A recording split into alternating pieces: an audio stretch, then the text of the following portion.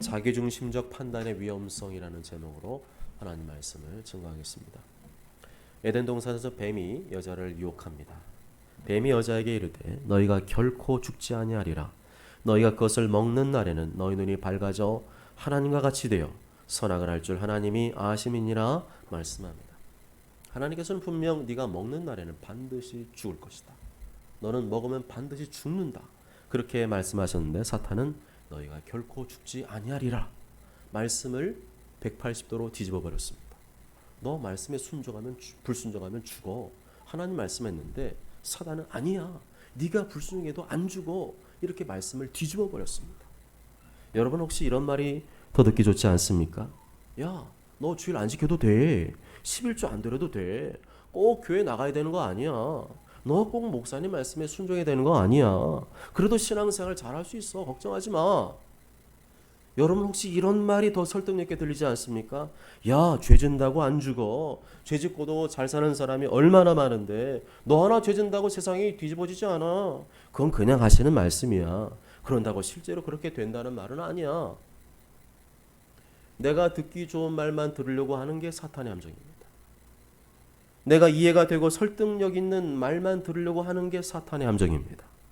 사탄이 말하는 말은 하나님 말씀보다 더 듣기 좋고 더 그럴듯하고 더 설득력 있는 말들이 얼마나 많은지 모릅니다. 사단은 우리를 속이고 있습니다. 성경에 기록된 하나님 말씀 외에 모든 사람이 내 생각을 미혹하는 것들은 내 영혼을 위한 것이 아니라 내 영혼을 죽이는 것이고 내가 이 땅에 목매어 살도록 만드는 사단의 속임수인 것입니다. 듣기 좋은 말, 그럴듯한 말, 더 설득력 있는 말을 따르는 것이 아니라 듣기 거북해도 그럴듯하지 않아도 설득력이 떨어져도 하나님의 말씀을 들을 줄 믿습니다. 하나님의 말씀만이 내 영혼을 살리는 진리의 말씀인 줄 믿습니다. 한편 여기서 너희 눈이 밝아진다는 말, 너희 눈이 밝아지리라 선악을 알게 될 것이다. 이 말은 같은 말입니다. 선악을 판단하는 분은 하나님이신데 이 선악과를 먹게 되면 너희들도 하나님처럼 된다. 그 말은 무슨 말이냐면 선악을 분별하는 능력을 얻게 된다. 너희들도 옳고 그름을 판단하는 능력을 갖게 된다는 것입니다. 그전에는요, 아담과 하와는 본인 스스로 옳고 그름을 판단하지 않았습니다. 오직 하나님의 말씀, 하나님 주신 이 환경, 자연 환경, 일반 계시 은총을 통해서 세상을 바라보고 자기 자신의 인생을 생각했습니다. 그런데 선악과를 따먹은 다음부터는 하나님과 상관없이 내가 주체가 되어서 내가 주인이 되어서 내가 내 인생의 주인이라고 생각을 하고 모든 것을 자기 원하는 대로 계획하고 판단하고 결정을 내리게 되었습니다. 이것은 자기 중심성을 말합니다. 원래 인간은 하나님 중심적 존재로 창조되었습니다. 그런데 아담과 하와가 불순종하여 선악과를 따먹은 다음에 본인 스스로 옳고 그름을 판단하는 능력이 생겨났고 그때부터는 하나님 중심이 아니라 자기 중심적인 존재로 살게 되었습니다. 하나님의 말씀만이 참된 진리이고 절대 기준인데도 아담과 하와가 선악과를 따먹자 그 범죄한 결과 사람들이 자기에 주어진 상황과 환경을 해석할 때 하나님 중심적으로 보고 판단하는 것이 아니라 전부 다 자기 중심적으로 생각하고 판단하게 되었다는 것입니다. 그것이 오늘 본문 말씀에 나오고 있습니다. 백성들이 지금 모세의 말은 안 듣고 엉뚱한 사람들의 말을 듣고 있습니다. 모세를 통해 전해지는 하나님 말씀 듣지 않고 모세를 거역하고 대적하는 사람들의 말을 듣고 있습니다. 12절 다 함께 읽어보실까요? 12절 시작. 모세가 엘리압의 아들 다단과 아비람을 부르러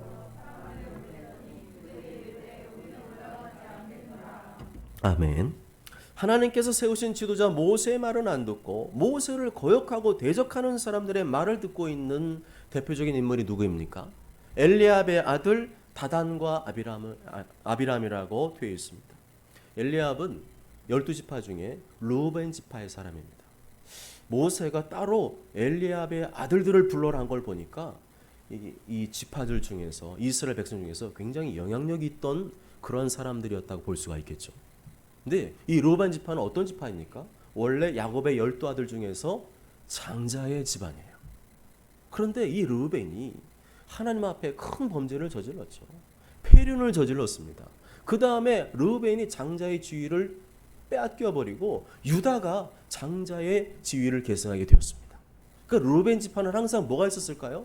마음속에 그 옛 영광, 장자의 지위를 되찾고 싶은 그런 갈망이 굉장히 많았을 겁니다. 특히 이 르벤 지파는 우리가 원래 장자인데, 우리가 원래 큰아들인데, 우리가 장남인데 이걸 빼앗겼어. 얘들아 그걸 되찾았으면 좋겠다. 그런 얘기를 굉장히 많이 했을 것 같습니다. 이 르벤 지파 사람들에 대해서 뭐 구체적으로 많이 말하지는 않습니다. 성경에 엘리압인 이름이 여러 번 나오지만 똑같은 사람이 아니잖아요. 근데 오늘 본문에 보면 이 사람들이 어떤 사람들인지 밝히지 않습니다. 이 사람들이 어디에서 뭘 하는 사람이었고 얼마나 뭐 돈을 많이 벌고 뭐 또 얼마나 성공하고 그런 얘기는 하나 나오지 않습니다. 성경은 그런 거에 별 관심이 없어요. 성경은 외적인 것, 육체적인 것 별 관심이 없습니다. 성경은 오로지 사람의 영혼에 대해 관심인 줄 믿습니다. 성경은 엘리압의 영혼 그리고 그 아들들의 영혼의 상태에 대해서 지금 말하고 있습니다. 지금 그들의 영혼의 상태가 어떠한가 거기에 대해 초점 맞추고 말씀을 하고 있습니다. 그들의 영혼은 안 좋은 상태였습니다. 헷갈리는 상태였습니다. 사탄에 미혹된 상태였습니다. 모세 말을 들어야 되는데 모세 말을 거역하고 대적하는 사람들의 말을 듣고 있었습니다. 이것이 바로 그 사람들의 영혼의 상태였다는 것입니다. 지금 그들은 잘못된 길을 택하였습니다. 지금 그들은 자신들의 영혼이 망하는 길, 죽는 길, 지옥으로 가는 길을 택하였습니다. 그러면서도 그 길이 옳다고 확신하고 있었습니다. 12절 하반절에 보면 우리는 올라가지 않겠노라 말합니다. 모세가 사람들을 시켜서 가서 엘리압의 아들 다단과 아비람을 데려와라. 하나님 앞으로 나오라 그래라. 그랬는데 뭐라 그랬어요? 우리는 올라가지 않겠노라. 모세만 안 듣겠다는 거예요. 이 말은 히브리어로 우리는 결코 올라가지 않을 것이라는 뜻이 담겨 있습니다. 강한 부정입니다. 우리는 절대 모세 말을 안 들을 거야. 모세를 믿지도 않을 것이고 모세를 신뢰하지도 않을 것이라는 완강한 표현입니다. 모세가 그걸 알았거든요. 그러니까 모세가 자꾸만 너희들 태클 걸고 딴지 거는데 그러면 하나님 앞에서 판결 내려보자. 누구 말이 맞는지 하나님 앞에 판결해보자. 내 말이 맞는지 너희들 말이 맞는지 하나님 앞으로 나와서 판결하자. 이렇게 부른 거예요. 그런데 그것도 싫다는 겁니다. 모세 당신 못 믿겠고 우리는 우리 식대로 하겠다는 겁니다. 이들이 얼마나 완강하게 거부하고 저항했는지가 13절과 14절에 나오고 있습니다. 13절 14절 다 함께 읽습니다. 시작. 내가 우리를 적과 꿀이르는 땅에서 이끌어내어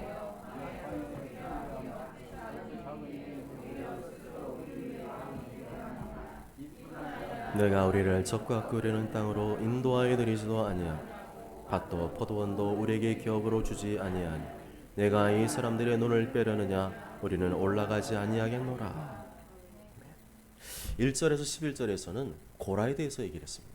고라는 이 레위인이었잖아요. 자기 레위인이니까 항상 자기는 제사장의 직분을 탐내었습니다. 하나님께서 고라를 레위인으로 세우신 것에 대해서 그게 작은 것인 줄 아느냐? 모세가 그렇게 말했거든요. 그 레위인 되고 싶어도 안 되는 사람이 천지인데 너희들 레위인 된 것이 얼마나 감사한 줄 아느냐? 근데 너희들이 분수에 지나도다. 이렇게 말했거든요.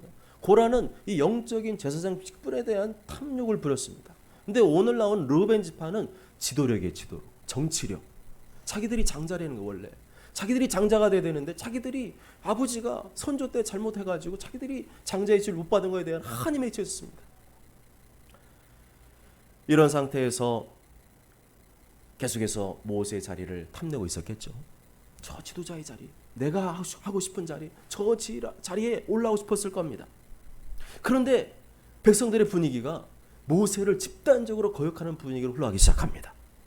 그러니까 이번 기회에 모세의 자리를 빼앗아야겠다고 생각한 사람이 누굴까요? 르벤 지파죠. 이런 이유로 어떤 지파나 어떤 사람들보다도 더 완강하게 모세의 지도력에 거부하는 모습을 보이고 있습니다.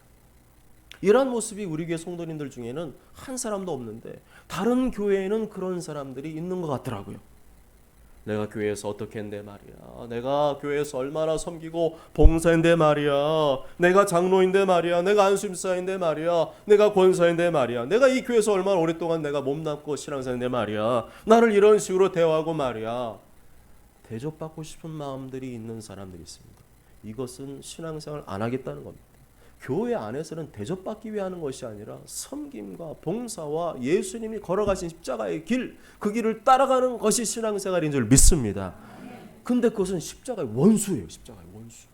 내가 드러나고 내가 칭송받고 내가 높임 받으려는 마음들이 얼마나 하나님 앞에서는 교만한 마음이고, 그 마음 가지고 살아가면 교회를 나중에는요 분란을 일으킬 수가 있습니다.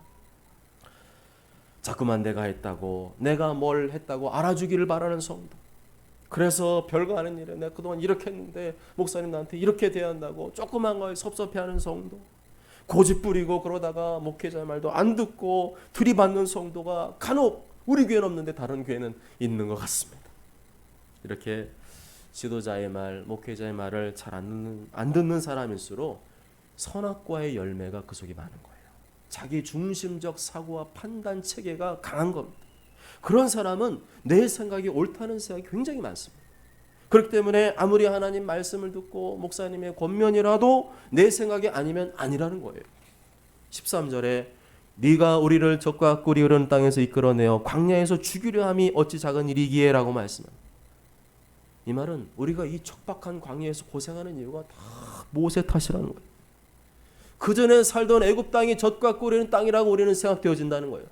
하나님께서는 젖과 꿀이 흐르는 땅은 가나안 땅이다 말씀하는데 이 사람들은 계속 고집부립니다. 아니야, 젖과 꿀이 흐르는 땅은 애굽 땅이야. 애굽에 살 때가 좋았어.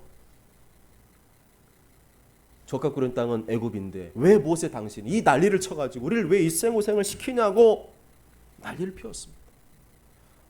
이들은 하나님의 말씀에 대한 심각한 오해를 가지고 있었습니다. 하나님의 말씀과 뜻이 뭐고 간에 지금 내 눈에 보이는 상황, 환경들을 이해할 때 자기 기준과 판단으로만 보고 있었습니다. 아담과 하와가 선악과를 따먹은 그 열매를 계속 먹고 있었습니다.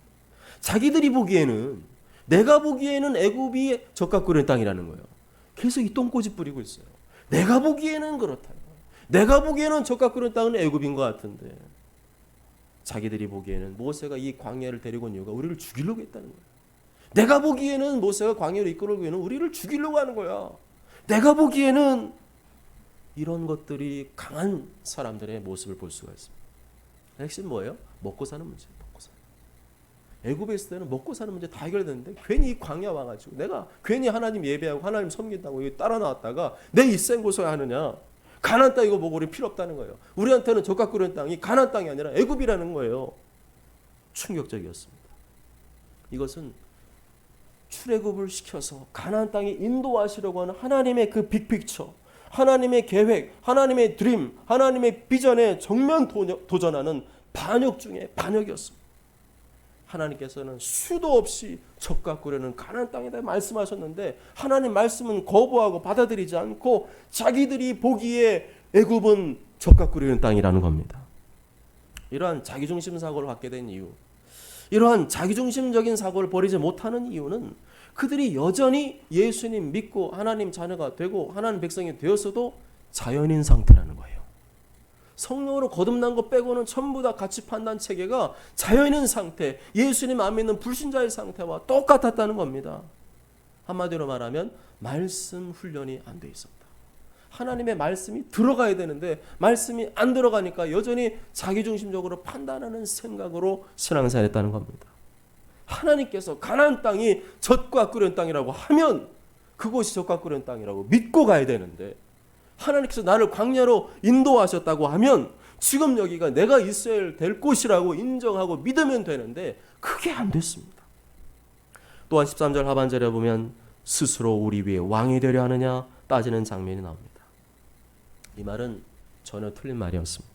모세는 한 번도 본인 스스로 왕이 되려고 한 적이 없었어요. 자기가 먼저 나서서 하나님 이 백성들 내가 이끌고 나가겠습니다, 그런 말 한 적 없었어요. 모세는 안 하려고 그랬습니다. 나는 입술이 둔해서 못합니다. 다른 사람 시키라고 그랬습니다. 나는 할 수 없다고 하나님 부르심을 거절했었습니다. 그러다가 하나님께 되게 혼났었죠.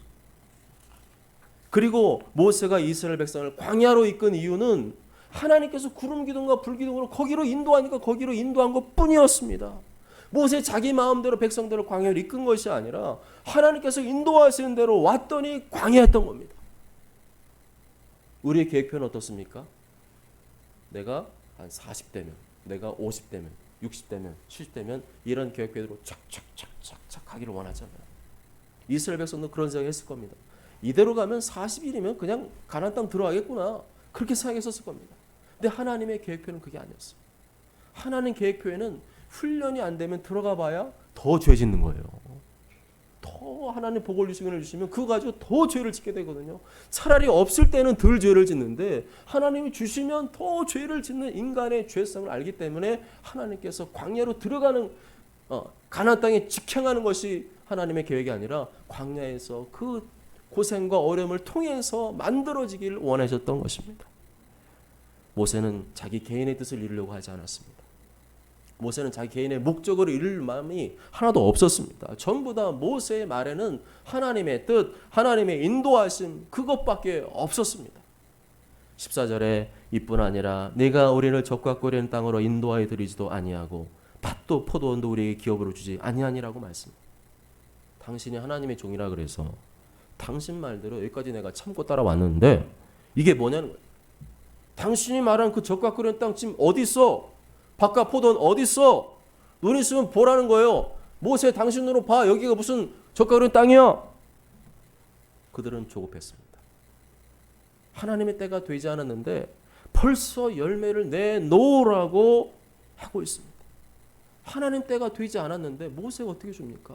하나님의 때가 되면 이스라엘 공동체 전체가 그 열매를 맛보게 될 것인데 맛보지 않고 싶다 그래. 때가 되면 하나님 주실 건데 그걸 참지 못하고 조급한 마음이 이게 뭐냐고 따라왔더니 이게 뭐냐고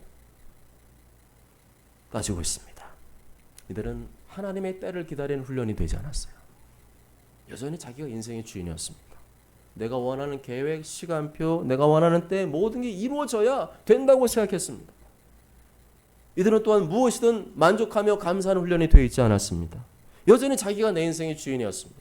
내가 원하는 때, 내가 원하는 시기에 모든 게 이루어져야 되는데 이렇게 안 되니까 분한 마음이 생기고 열이 받고 화가 나니까 모세한테 들이받았던 겁니다.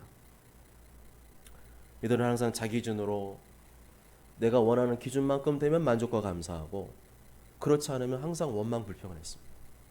하나님께서 주시는 그 분량대로 하나님 나에게 지금 이 정도 필요하시니까 이 정도 주셨구나. 거기에 감사 만족하면서 살아가면 되는데 그게 아니라 항상 내가 원하는 이만큼 안 되니까 항상 원망하고 불평하고 왜 나는 이거밖에 안 되냐고 그런 삶을 살았습니다.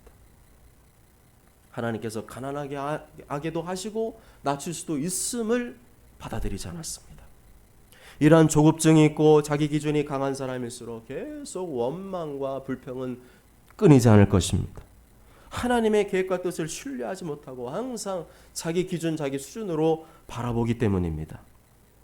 그러면서 14절 마지막에 네가 이 사람들의 눈을 빼려느냐라고 말을 합니다. 이 말은 히브리어로 눈을 파내다, 눈을 도려낸다는 말입니다. 모세 당신의 백성들의 눈을 멀게 만들었어. 잘못된 방향으로 이끌었어. 모세 당신을 속이고 있어. 당신 사기꾼이야. 이런 말입니다. 누가 누구를 속이고 있습니까? 모세는 한 번도 이스라엘 백성을 속인 적이 없습니다. 모세는 하나님 앞에서 충성된 종이었습니다. 모세는 오직 하나님의 명령과 뜻을 따라 여기까지 백성들을 인도해 왔을 뿐입니다. 모세도 모세가 원하는 대로라면 바로 40일 만에 쫙 들어가는 것이었을 겁니다. 근데 하나님께서 그게 아니라 이쪽으로 갔다가 저쪽으로 갔다가 이렇게 한다 그랬다가 저렇게 한다 그랬다가 모세도 이거는 답답할 일이죠. 하나님이 그렇게 인도하시는 걸 어떻게 하겠습니까? 그냥 착착착 열려서 시원한 대로 확 펼쳐지고 그대로 쫙 가면 얼마나 좋겠습니까? 근데 그건 내 생각이고 하나님의 계획은 광야에서 돌고 또 돌고 또 도는 것이었습니다. 이렇게 빙빙빙 돌게 된 이유는 모세의 잘못이 아니에요. 모세의 잘못이 아니라 백성들의 교만과 죄악 때문이었습니다. 모세의 문제가 아니라 그들의 내면 상태, 마음 상태가 문제였습니다. 자신들 안에 있는 들보는 보지 못하면서 모세 안에 있는 이 티끌만 바라보고 있었습니다. 이 말을 들은 모세는 너무도 어이가 없고 기가 막혔습니다. 눈이 삐어도 저렇게 삘 수 있나 이런 생각이 들었을 겁니다. 그 분한 마음을 모세가 15절에서 표현하고 있습니다. 15절 다 함께 읽으실까요? 시작. 모세가 심히 노하여 여호와께 여짜오되 주는 그들의 헌물을 돌아보지 마옵소서.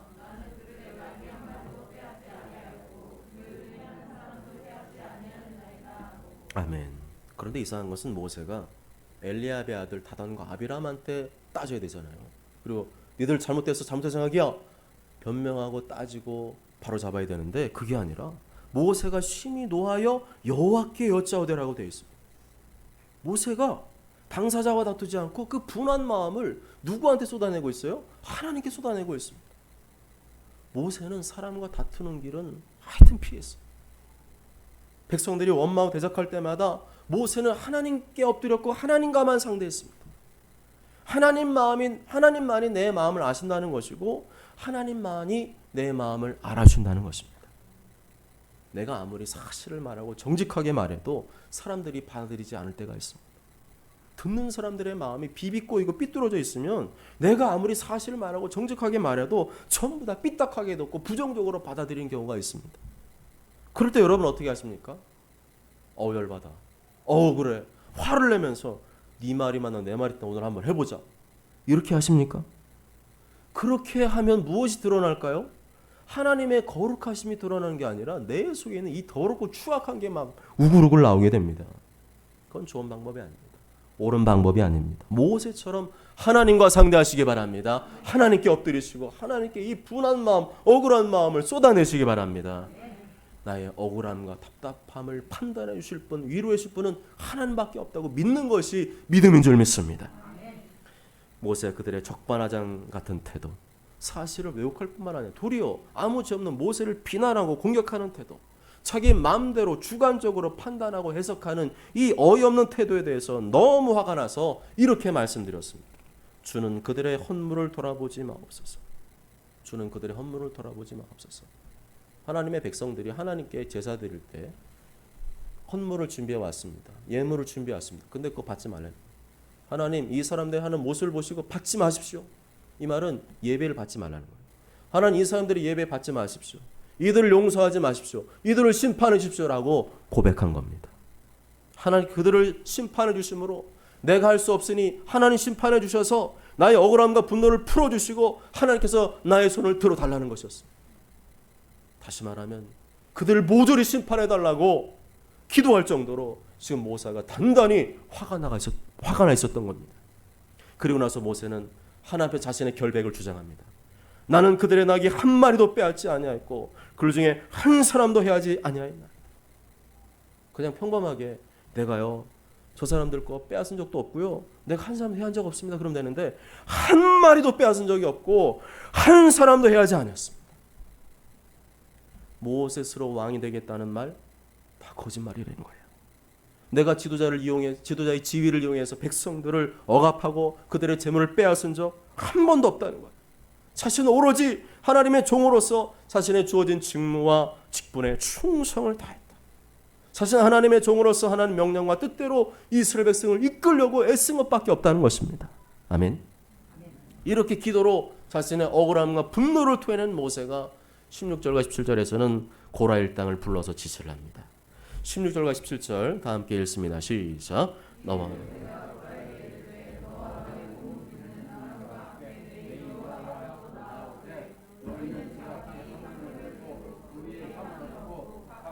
그 향로를 요 앞으로 가져오라. 향로는 모두 250개라. 너와 아론도 각각 향로를 가지고 올지니라. 아멘. 내 말이 맞는지 너희들이 말이 맞는지 내일 하나님께서 판단해 줄 것이다. 이를 위해서 내일 올 때 그냥 오지 말고 향로를 준비해 와라. 250개를 준비해 오고 또 향을 또 준비해 와라. 향로는 하나님 앞에 올려드리는 이 거룩한 임재를 상징합니다. 하나님 앞에 향로를 가지고 온다. 분향한다는 것은 굉장히 두렵고 떨리는 일입니다. 그 불이 하나님 앞에 올라가지 아니하고 나에게 올 수 있다는 것을 의미합니다. 회개하지 않은 사람은 죽을 수도 있음을 의미하는 굉장히 두려운 시간이었습니다. 모세의 리더십은 대단히 위기 가운데 있었습니다. 힘 있는 자들, 유력한 자들이 전부 다 모세의 리더십에 대해서 반기를 든 상황이었습니다. 백성들의 여론이 전부 다 모세 쪽이 아니라 고라, 다단, 아비람 쪽으로 완전히 기울어진 상황이었습니다. 그때 모세가 취한 방법이 무엇이었습니까? 모세 자기가 나서서 문제를 해결하려고 했습니까? 그들과 또 따로만 타협을 시도했습니까? 아닙니다. 모세는 타협할 게 없었어요. 모세는 타협할 만한 생각도 없었어요. 내가 하나님 앞에서 바르게 정직하게 진실되게 살아왔고 내가 틀림이 없는데 내가 왜 그들과 타협하느냐. 하나님이 알아주시길 바란다. 이미 잘못된 생각, 그릇된 생각, 왜곡된 세계에 사로잡힌 사람들과 대화한다고 해결될 문제가 아님을 판단했던 것입니다. 모세는 이 모든 문제를 하나님께 맡겼습니다. 하나님, 제가 제 말을 저 사람들이 듣지 않으니 하나님 판단해 주십시오. 하나님께서 이 문제를 판단해 주시고 이 모든 문제를 해결해 주십시오. 여러분, 내 말을 알아듣고 나와 대화가 되는 사람 같으면 자주 만나서 대화를 하십시오. 그렇지만 자기 생각 주관이 너무 강해서 하나님 말씀도 안 듣고 다른 사람 말도 안 듣고 목회자의 권면도 안 들을 정도라면 하나님께 맡기십시오. 왜냐하면 그 사람과 얘기해봐야 안 되는 거예요. 모세가 대화로 될 것 같으면 대화했겠죠. 근데 이미 생각이 삐뚤어져 있어요. 틀어져 있어요. 그러니까 그 사람 말해봐야 뭐 제대로 이게 서로 소통이 되겠습니까? 하나님께서 누가 옳은지 판단해 주시도록 기도하면서 하나님 때를 기다리십시오. 하나님 때가 되면 오늘 말씀처럼 반드시 하나님이 판단해 주시고 나의 억울함과 분노를 풀어줄 줄 믿습니다. 18절 말씀 보면 고라와 그 일당들이 모세의 말대로 향로를 준비해 왔습니다. 불을 담았고 향을 피웠습니다. 지금 상황이 뭔지를 모르는 것 같아요. 지금 향로를 가져오라는 말은 하나님의 불로 누가 맞는지 틀린지 지금 심판하시겠다는 건데 고라는 그런 생각도 없는 것 같아요. 모세 아론과 함께 하나님을 만나는 장소 회막문에 서게 되었습니다. 그런데 19절에 보면 고라가 갑자기 튀는 행동을 하죠. 고라가 온 회중을 회막문에 모아놓고 그 두 사람을 대적하려 하네. 하나님 앞에 지금 분향하는 상황이에요. 하나님 앞에 지금 예배하는 상황입니다. 근데 그 상황 속에서 뭐 하고 있어요? 모세 아론을 죽이려고 했습니다. 온 회중들이 모였는데 모세 편은 아무도 없었어요. 전부 다 고라 편이었습니다. 그랬더니 고라가 아주 의기양양해졌죠. 봐, 쪽수가 이제는 니들은 끝났어. 야, 모세 아론 죽여, 돌로 쳐. 뭐 이런 상황인 거죠. 그래서 모세 아론 두 사람을 대적하려고 했습니다. 백성들을 선동해서 이제 모세 아론을 제거하고 자기들이 지도자가 되어서 다시 애굽 땅으로 돌아가려고 했습니다. 이 정도면 모든 것이 끝났다고 느껴지는 상황이죠. 이 정도면 아무 가망이 없다고 느껴지는 상황입니다. 그때 누가 나타나셨습니까? 하나님께서 나타났습니다. 19절 하반절과 20절에 보면 여호와의 영광이 온 회중에게 나타나시니라. 여호와께서 모세와 아론에게 말씀하여 이르시되. 하나님 빨리 안 나타나세요. 하나님 언제 나타나시냐? 원래 주인공은요 크라이막스 나타나는 거예요. 지구를 구하는 용사들은요 크라이막스에 나타납니다. 뭐 빨리 나타나서 해결해야 되는데 갑자기 무슨 일이 생겨서 못 오고 있는 상황들이 발생해서 못 오다가 크라이막스 때 쫙 나타나. 하나님도 그러하십니다. 상황이 빨리 해결돼서 아무런 문제 없이 딱 가면 얼마나 좋겠어요. 안 되고 꼬이고 정말 불가능하고 도저히 이제는 가망이 없는 상황. 250만 대 2, 250만 대 2 이런 맞붙은 상황. 인간은 도저히 해결 안 되는 상황. 이런 가운데 주님이 일하기 시작합니다. 인간적인 수단과 방법을 동원하기 딱 좋은 때잖아요. 똥줄 타니까 이제는 끝났다. 빨리 어떻게 해주는 방법을 동원해서 막으려고 합니다. 그럼 일시적으로는 해결이 돼요. 그런데 근본적인 해결은 되지 않고 또 문제가 터지고 계속 반복이 됩니다. 그래서 가장 좋은 방법은 뭐냐? 오늘 말씀에서 모세처럼 하나님을 의지하라. 내 힘으로 불가능한 상황이 왔다는 것은 하나님께 모든 것을 맡기게 될 상황이 왔다는 겁니다. 모든 것을 하나님 맡기며 순종의 길을 묵묵히 걸어가면 하나님께서 영광 중에 일하실 줄 믿습니다. 21절과 22절 다 함께 읽습니다. 시작. 너희는 이 회중에서 떠나라.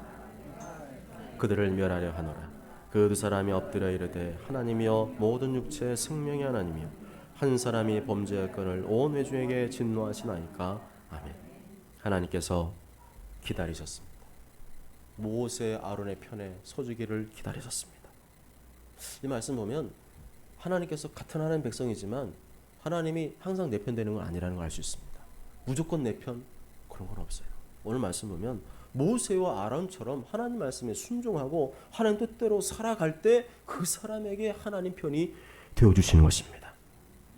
하나님께서 만약에요 고라와 같은 악한 사람 편에 서주시면 여러분 기분이 어떻겠습니까? 그건 있을 수 없는 일이죠. 하나님 그런 분이 아니에요. 하나님 무조건 내 편에 서주길 바라시지만 하나님 말씀에 순종하고 자기를 따르는 자의 편에 서신다는 사실을 분명히 기억하십시오. 하나님께서 나타나셔서 너희 둘은 여기서 떠나라. 이제 내가 할 일이 있다. 내가 순식간에 고라와 그 일당들을 다 진멸하리라. 얼마나 인간적으로는 유쾌하고 상쾌하고 통쾌한 일입니까? 들들벗고 막 계속 반대하고 저항하고 거역하고 모세의 심기를 그렇게 불편하고 화나게 했는데 하나님 나타나서 내가 손도 안 냈는데 알아서 그냥 진멸하신다 그러니까 얼마나 인간적으로는 상쾌하고 막 하나님께 감사하고 찬이 나왔겠습니까? 그러나 모세는 보면 그렇지 않습니다. 이 백성들을 향한 안타까운 마음을 품고 기도하기 시작합니다. 한 사람이 범죄할건을 온 회중에게 진노하시나이까. 고라가 이 모든 일을 계획하고 선동질해서 이 지경이 되었는데 고라만 심판하시면 되지 왜 백성들까지 그러십니까? 백성들이 몰라서 그렇습니다. 고라 말 듣고 그런 줄 알고 다 따라와서 그렇습니다. 자비와 긍휼을 베풀어 주옵소서. 백성들이 고라에게 동조한 걸 생각하면 집단적으로 나를 것으로 대하는 걸 생각하면 너무나 괘씸하지만 그들의 겉모습을 본 게 아니에요. 아우성치는 소리를 들은 게 아니라 그 내용을 들은 게 아니라 그들의 영혼을 본 것인 줄 믿습니다. 그 영혼이 너무 불쌍한 거예요. 이대로 가면 정말 하나님 진멸하시는 거거든요. 하나님 하시면 안다면 않는 것이거든요. 그들의 죄 그 자체는 잘못된 것이 용납할 수 없습니다. 그렇지만 그들의 영혼을 생각하니 그들이 지옥 갈 걸 생각하니까 너무 안타깝고 마음이 아팠던 것입니다. 이것이 모세와 아론의 의로움이었습니다. 의로움은 무조건 옳고 그름 그걸 말하는 게 아니에요. 십자가의 그 사랑이 묻어나는 그 의가 진정한 의입니다. 하나님께서 왜 이 사람들을 하나님의 종으로 세우셨는지, 왜 이 사람들을 하나님의 양떼를 치는 목자로 세우셨는지 이해가 되는 대목입니다. 이 마음이 바로 예수님의 마음인 줄 믿습니다. 죄는 미워하시되 영혼은 사랑하시는 예수님의 마음, 기르는 양처럼 방황하며 죄짓고 살아간 영혼을 바라보시며 안타까워하시는 마음, 인간의 죄를 대신 끌어안고 십자가에 피로 죽으신 예수님의 마음, 그 마음을 본받기를 원하신 줄 믿습니다. 사랑하는 여러분, 에덴 동산에서 아담과 하와가 선악과를 따먹은 후로 눈이 밝아졌습니다. 선과 악을 판단하는 능력, 옳고 그름을 판단하는 능력이 생겼습니다. 그러나 그 능력은 영적으로 보면 저주였습니다. 그 능력이 생긴 후로는 자기중심적인 판단과 능력이 생긴 후로는 하나님 말씀에 순종이 되지 않았어요. 내 마음대로 살고 싶고 내 판단대로 살고 싶고 내 욕심대로 살고 싶고 내 뜻대로 살고 싶어졌습니다. 모든 상황과 현실을 바라볼 때도 하나님 중심적으로 바라본 게 아니라 전부 다 자기 중심적으로 바라보고 생각하였습니다. 이것이 깨지지 않으면 순종은 불가능합니다. 아무리 하나님 말씀 들어도 이 자기중심적인 생각 가치관이 깨지지 않으면 순종할 수가 없어요. 내가 받아들이지 않는 게 순종이 되겠습니까? 그러니까 감사와 만족도 없죠. 십자가의 길 못 갑니다. 고난의 길 못 갑니다. 천국 길 못 가는 거예요. 그래서 예수님께서는 나를 따르려거든. 신앙생활은 예수님 믿는 것으로 끝나는 게 아니라 예수님을 따르는 길인 말씀합니다. 따르려거든 네가 영원히 천국에 가려면 자기를 부인하라. 자기를 죽이라 말씀하셨던 것입니다. 이스라엘 백성들은 광야에서 그 생고생하면서도 그걸 깨닫지 못했어요. 하나님 뜻은 겸손하고 낮아지는 것이었어요. 고통과 고생을 통해서 더 낮아지고 겸손해지고 하나님만 의지하는 사람이 되기를 원하셨는데 고생할수록 더 악이 생기고 더 고집이 세졌습니다. 신앙에서 이렇게 하면 망하는 겁니다. 천국 갈 수가 없습니다. 겸손하고 낮아진 사람들이 가는 곳, 어린아이 같은 심령으로 천국을 사모하는 사람이 가는 곳, 하나님 말씀이라면 아멘하며 순종하며 사람이 들어가는 곳이 천국인데 내 영혼이 강팍하고 메마른 땅과 같고 온갖 세상의 가시와 덤불로 어구져 덮여 있다면 내 영혼이 어떻게 천국에 들어갈 수 있겠습니까? 내 영혼이 중요합니다. 지금 먹고 사는 게 중요한 게 아니라요. 나중에 사단이요 먹고 사는 문제 가지고 시험할 겁니다. 그럼 먹고 사는 문제에 끌려갈 겁니까? 아니잖아요. 내 영혼이 사는 게 중요한 줄 믿습니다. 내 영혼이 천국 가는 게 중요한 줄 믿습니다. 내 영혼이 지금 어디로 가고 있는지 그게 중요합니다. 먹고 사는 문제 걱정하지 마십시오. 하나님 분명히 아버지께서 자녀들을 먹이신다고 입히신다고 약속하셨습니다. 믿으시기 바랍니다. 정말 내가 관심을 기울여야 될 것은 내 영혼이 지금 어디로 가고 있는가? 정말 천국에 가고 있는가? 천국은 너무 좋은 곳이에요. 이 지옥책 드렸잖아요. 그 다음에는 천국책 기다리고 있습니다. 왜 지옥부터 줘? 뭐 이런 생각하지 마시고 다 뜻이 있어요. 그래서 읽으시고 천국을 사모하는 마음을 갖도록 하기 위해서 드리는 책입니다. 모세처럼 언제나 하나님 말씀, 하나님의 뜻만을 구하고 있는가? 아니면 언제나 고라처럼 언제나 내 뜻, 내 판단만을 구하고 있는가 생각해 보시기 바랍니다. 모쪼록 저는 모두가 고라 일당처럼 항상 자기중심적으로 선악과 따먹고 여전히 그 선악과 해결하지 못한 심령처럼 내 판단에 내 생각에 옳고 그른 길로 가는 자기중심적인 인생이 아니라 오직 하나님 말씀에 순종하며 하나님 뜻만을 구하는 자기 부인의 길, 십자가의 길, 감사와 찬송의 길로 나아가시길 주님의 이름으로 축복합니다. 아멘.